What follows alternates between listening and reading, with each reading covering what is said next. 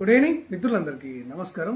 తెలంగాణ రాష్ట్ర గ్రామీణాభివృద్ధి శాఖ సెర్పు ఉన్నతాధికారులు ఆసరా పెన్షన్ల ఎంక్వైరీ పైన ఒక కీలకమైనటువంటి ప్రెస్ నోట్ ను రిలీజ్ చేయడం అనేది జరిగింది. ఈ ప్రెస్ నోట్ లో వారు తెలియజేసినటువంటి వివరాలను ఉన్నది ఉన్నట్టుగా అంతర్నేత్ర ఛానల్ మీకు తెలియజేయడం అనేది జరుగుతుంది. ఈ ఆసరా పెన్షన్లకు సంబంధించి అంటే కొత్త పెన్షన్లకు సంబంధించి కానివ్వండి, పాత పెన్షన్లకు సంబంధించి కానివ్వండి, ప్రభుత్వం నుంచి ఎలాంటి లేటెస్ట్ ఇన్ఫర్మేషన్ వచ్చినా గానీ ఆ ఇన్ఫర్మేషన్ ను ఉన్నది ఉన్నట్టుగా అంతర్నేత్ర ఛానల్ మీకు తెలియజేయడం అనేది జరుగుతుంది. మీలో అవేర్నెస్ కల్పించడం అనేది జరుగుతుంది. ఈ సమాచారం మీకు వెంటనే తెలియాలి అంటే, మీ మొబైల్లో రావాలి అంటే ఇప్పటి వరకు అంతర్నేత్ర ఛానల్ను సబ్స్క్రైబ్ చేసుకునేటువంటి వాళ్ళు సబ్స్క్రైబ్ చేసుకోండి. మన ఛానల్లోకి కొత్తగా వచ్చినటువంటి వాళ్ళు అంతర్నేత్ర ఛానల్ను ఆదరించి సబ్స్క్రైబ్ చేసుకోండి.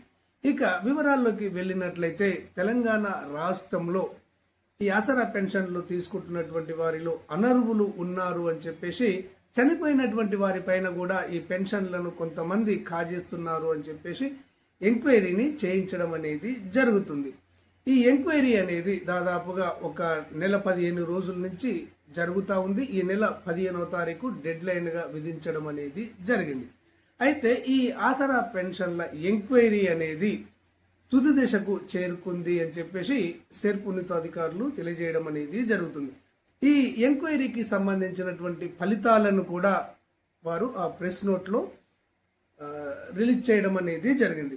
వారు తెలియజేసినటువంటి వివరాలలో మొత్తం తెలంగాణ రాష్ట్రంలో 42 లక్షల మంది ఈ ఆసరా పెన్షన్లు తీసుకుంటున్నారని, ఈ 42 లక్షల మందిలో 19,04,239 మంది బ్యాంకుల ద్వారా పెన్షన్లను తీసుకుంటున్నారు అని చెప్పేసి వారు తెలియజేయడం అనేది జరిగింది. వీరి యొక్క డేటాను సేకరించి ఇంటింటికి వెళ్లి ఈ ముఖ గుర్తింపు ద్వారా సర్వే నిర్వహించామని, ఇప్పటి వరకు 15,97,233 మందిని ఇక్కడ లైవ్ ఐడెంటిఫికేషన్ ద్వారా ముఖ గుర్తింపు ద్వారా ఎంక్వైరీ చేశాము అని వారు తెలియజేశారు. ఈ 15,93,000 మందిలో ఇక్కడ 93,624 మందిని అనర్హులుగా గుర్తించాము అని చెప్పేసి వారు తెలియజేయడం అనేది జరిగింది.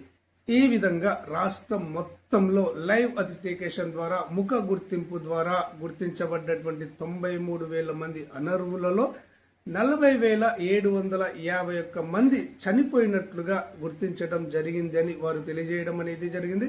41,699 మంది ఆచూకీ దొరకటం లేదు అని వారు తెలియజేశారు. 11,184 మంది ఆధార్ కార్డులు చెల్లుబాటు కావడం లేదు అని అందులో పేర్కొనడం అనేది జరిగింది. 3,475 మంది ఇతర రాష్ట్రాలకు వలస వెళ్లి తెలంగాణ రాష్ట్రంలో పెన్షన్లు పొందుతున్నట్లుగా గుర్తించాము అని చెప్పేసి సెర్ప్ ఉన్నతాధికారులు తెలియజేయడం అనేది జరిగింది. ఇక్కడ ఒక ముఖ్య విషయాన్ని మీరు గమనించాలి. తెలంగాణ రాష్ట్రంలో ఒక జిల్లా నుంచి మరొక జిల్లాకు వలస వెళ్లినటువంటి వారి యొక్క లైవ్ ఐడెంటిఫికేషన్ కోసము ఇక్కడ పోర్టబిలిటీ అవకాశాన్ని కూడా కల్పించడం అనేది జరిగింది. ఒక జిల్లా వాళ్ళు మరొక జిల్లాకు వలస వెళ్లి అక్కడ నివసిస్తున్నా గానీ వారు ఎక్కడ నివసిస్తే అక్కడ ఈ పెన్షన్ ఎంక్వైరీలో పాల్గొన్నట్లయితే వారి యొక్క పెన్షన్ కు ఎలాంటి ఇబ్బంది ఉండదు అని చెప్పేసి వారు తెలియజేశారు.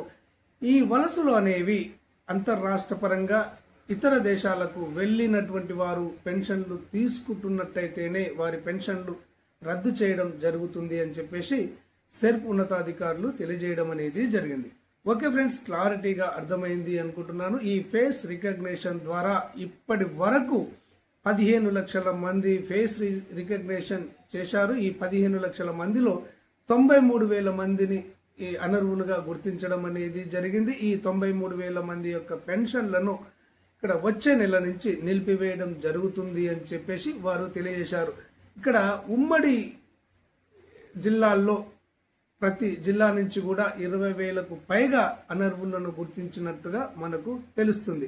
ఈ ఫేస్ రికగ్నిషన్ కు సంబంధించినటువంటి ఎంక్వైరీ తేదీ అనేది ఇక్కడ ఈ నెల 15తో ముగియడం అనేది జరిగింది. ఈ తేదీని మరొక వారం రోజులు పొడిగించడం అనేది జరుగుతుంది.